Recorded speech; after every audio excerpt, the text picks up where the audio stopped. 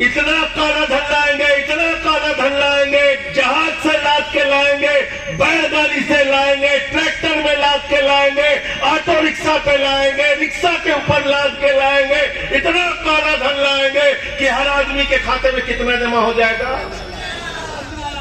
15 लाख। सबको याद है, कोई भूला नहीं, सब अकाउंट भी खुलवा लिए। 15 लाख आएगा। 15 लाख आ गया क्या? नहीं आया। हमारी बहनें यहाँ पे बैठी है, पति से छिपा के 1500 की नोट घर के संदूक में रखी थी कि बेटी की शादी होगी तो ये पैसा काम आएगा, घर में कोई बीमार हो जाएगा तो ये पैसा काम आएगा, छोटा सा घर बनाना होगा तो ये पैसा काम आएगा। नरेंद्र मोदी ने कहा, माताओं और बहनों, यही काला धन है, निकालो और नोटबंदी के नाम पर जमा करो।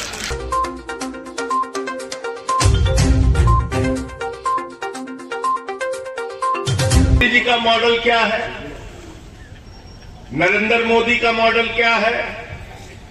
क्या बोला था 10 साल पहले आपको? भाइयों और बहनों, हमको वोट दे दो, 2 करोड़ नौकरी नौजवानों को हर साल देंगे। 11 साल हो गया, 22 करोड़ नौकरी मिल गई क्या आप लोगों को? जोर से बोलिए, मिल गई क्या?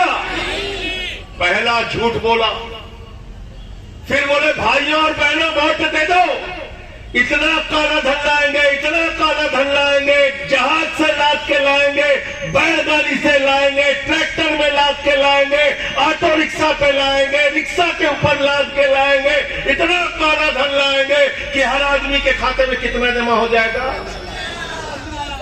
15 लाख। सबको याद है, कोई भूला नहीं, सब अकाउंट भी खुलवा लिए। 15 लाख आएगा। 15 लाख आ गया क्या?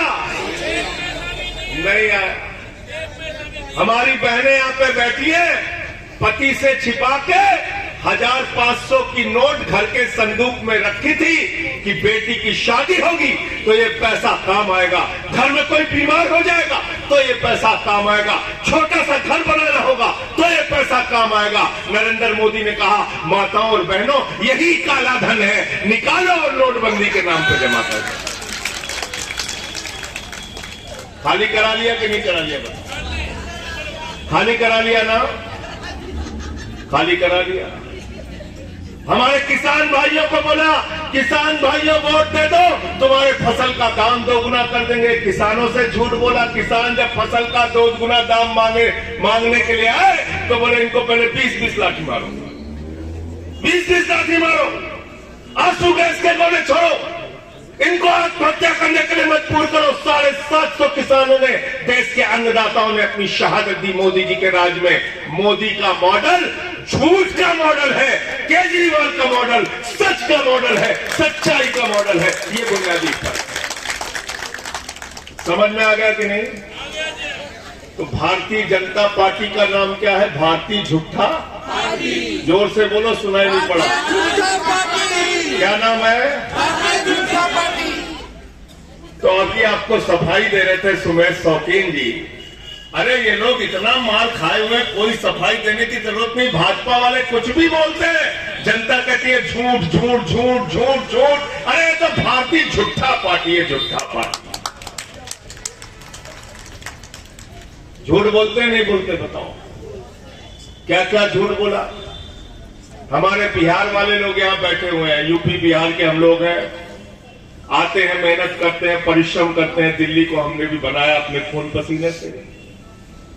मोदी जी गए बिहार में, कहने लगे सिकंदर जब बिहार में आया था तो बिहारियों ने मार के भगाया था। बिहारी लोगों ने कहा, भैया सिकंदर बिहार कभी ऐसा नहीं किया।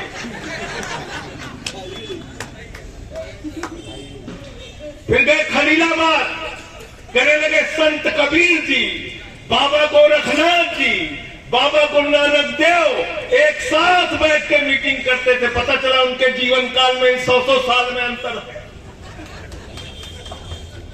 फिर कहने लगे नाली के गैस से चाय बना लीजिए आप लोग। फिर कहने लगे भारत की आबादी 600 करोड़ है, देश का प्रधानमंत्री कुछ भी बोलता रहता है, कुछ भी बोलते रहते हैं। तो मैं नरेंद्र मोदी और भाजपा के बारे में एक बात कहता हूं, मोदी जी के अंदर कोई हुनर हो ना हो, लेकिन गंजे को भी कंघी बेचना नरेंद्र मोदी जी को आता है कि नहीं? ये बताओ, है ना? दूसरा काम क्या करते हैं? आप बात करते हो बच्चों की नौकरी कैसे होगी, आप बात करते हैं, केजरीवाल जी जाते हैं, कहते हैं हम ऐसे स्कूल बनाएंगे आपके लिए। आम आदमी पार्टी का नेता आता है, कहता है हम आपको बिजली फ्री देंगे, पानी फ्री देंगे, आपकी सड़कें बनाएंगे, मोहल्ला क्लिनिक बनाएंगे, आपके बच्चों का भविष्य बनाएंगे। 6 रेवड़ी दी है, अब तो 7वीं रेवड़ी भी आ रही है माताओं बहनों के लिए, हर महीने 1000 रुपए की सम्मान राशि। तो केजरीवाल वो आदमी है जो गारंटी देते हैं, वादे से ज्यादा काम करते हैं। और भाजपा वाले क्या करते हैं? चुनाव में आते हैं, हिंदू मुसलमान, मंदिर मस्जिद। और ये ना सोचना कि सिर्फ हिंदू मुसलमान मंदिर मस्जिद करते हैं। हरियाणा में गए, बोले यहां तो हिंदू मुसलमान कर नहीं सकते, बोले जाट गैर जाट। फिर गए वहां झारखंड में, बोले यहां पे हिंदू मुसलमान नहीं चलेगा, बोले आदिवासी गैर आदिवासी गैर आदिवासी। फिर गए महाराष्ट्र में, बोले यहां भी हिंदू मुसलमान ज्यादा नहीं चल रहा है, बटेंगे कटेंगे पे महायुति वाले ही मुश्किल कर रहे, बोले मराठा गैर मराठा। फिर किसान आए यहां पे आंदोलन करने, तो देखा कि तो सारे के सारे हिंदू हैं, तो कहने लगे किसान जवान इनको लड़ाओ। फिर पहलवान आ गए यहाँ दिल्ली में, कहने लगे तो पहलवान भी हिंदू हैं, अब कैसे हमारी गोटी सेकी जाएगी? तो पहलवान जवान का झगड़ा करा दिया। तो हिंदू का मुसलमान से झगड़ा कराते हैं, हिंदू का सिख से झगड़ा कराते हैं, हिंदू का ईसाई से झगड़ा कराते हैं, फिर हिंदू का हिंदू से झगड़ा कराते हैं, जात का गैर जात से झगड़ा कराते हैं, मराठा का गैर मराठा से झगड़ा कराते हैं, किसान का जवान से झगड़ा कराते हैं, पहलवान का जवान से झगड़ा कराते हैं। तो ये भारतीय झगड़ा पार्टी है, भारतीय झगड़ा पार्टी। ये झगड़ा करा सकते हैं, झगड़ा करा सकते हैं। क्या कर रहे हैं आजकल? किसी भी मस्जिद के नीचे एप्लीकेशन लगा देते, कहते यहां मंदिर था, कि वहां झगड़ा शुरू। अभी अजमेर शरीफ दरगाह जहां हिंदू मुसलमान सब जाते हैं, वहां एप्लीकेशन लगा दी, बोले यहां मंदिर था, चलो झगड़ा शुरू। हम ये कहना चाहते हैं, मंदिर मस्जिद गुरुद्वारे में बांट दिया भगवान को, धरती बांटी अंबर बांटा मत बांटो इंसान को, मत बांटो इंसान को। ये पाप कर रहे हो भाजपा के लोगों तुम लोग। इसलिए हमको सिर्फ अपने भविष्य के बारे में ध्यान देना है, अपने बच्चों के भविष्य के बारे में ध्यान देना है, दिल्ली की सुरक्षा के बारे में ध्यान देना है। आज देश के सदन में मैंने नोटिस दिया, मैंने कहा देश में देश की राजधानी सुरक्षित नहीं है, अब देश कैसे बचाएंगे? गृह मंत्री के घर के 5-6 किलोमीटर 10 किलोमीटर के अंदर कहीं हत्या हो रही है, कहीं गैंग रेप हो रहा है, कहीं गैंगवॉर हो रहा है, कहीं लूट हो रही है, कहीं व्यापारियों पे गोली चला के अवैध वसूली हो रही है। आज दिल्ली देश की राजधानी अपराधों की राजधानी बन गई। यहां अपराध हो रहे खुलेआम। मैं आपसे कहना चाहता हूं, हम इसको अपराधों की राजधानी नहीं बनने देंगे। और देश का गृह मंत्री अमित शाह और नरेंद्र मोदी दिल्ली की कानून व्यवस्था के लिए जिम्मेदार हैं। इनको जवाब देना होगा, दिल्ली को सुरक्षित रखना होगा, दिल्ली के कानून व्यवस्था के साथ कोई समझौता नहीं करने देंगे। आज दिल्ली की हालत बना दी। अपने बच्चों के भविष्य के बारे में सोचना। भाजपा वाले तुमको भविष्य नहीं दे सकते, नरेंद्र मोदी तुमको भविष्य नहीं दे सकते। अगर हिंदुस्तान में तुमको कोई भविष्य दे सकता है तो उस नेता का नाम है अरविंद केजरीवाल, जिसने दिन रात आपके लिए लड़ाई लड़ने का काम किया।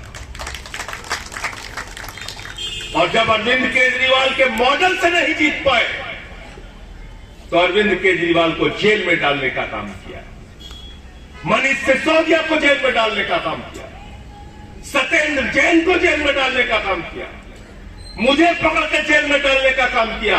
लेकिन केजरीवाल वो शख्स है, उनको जेल में रखा, 50 से कम उनकी शुगर हो गई, उनको इंसुलिन नहीं दिया, दवाएं नहीं दी, जान से मारने की साजिश की बीजेपी वालों ने। लेकिन केजरीवाल जी ने कहा जनता के लिए अपने जान की भी कुर्बानी देना होगा तो देंगे, लेकिन तुम्हारे आगे झुकेंगे नहीं।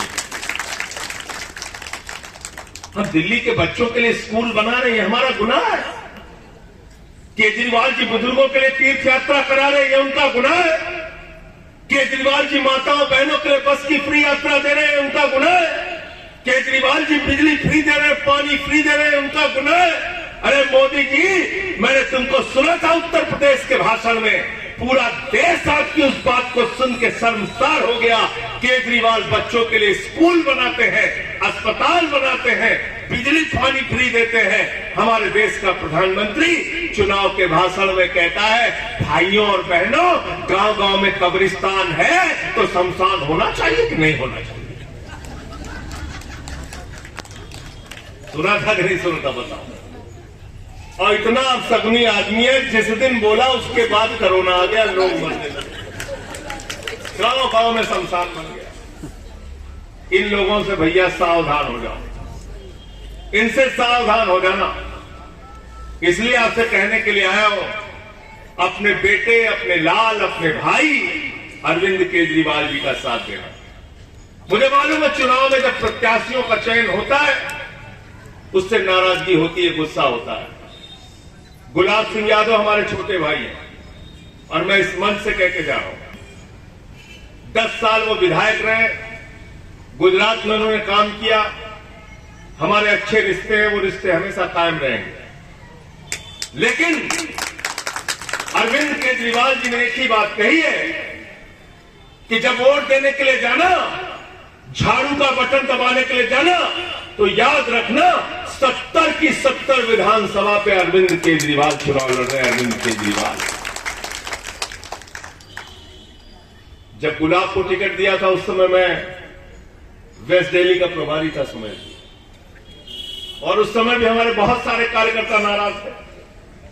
मैं उनको भी मनाने गया था। ये पार्टी हमारा परिवार है और आपकी भी जिम्मेदारी है, कोई भी हमारा एक भी कार्यकर्ता नाराज नहीं होना चाहिए। कोई कार्यकर्ता नाराज हो उसके घर पे जाकर उसको मनाना है, उसको अपने साथ जोड़ना है, तब इस परिवार को मजबूत कर पाओगे आप और आगे बढ़ पाओगे। संजय भैया, संजय भैया।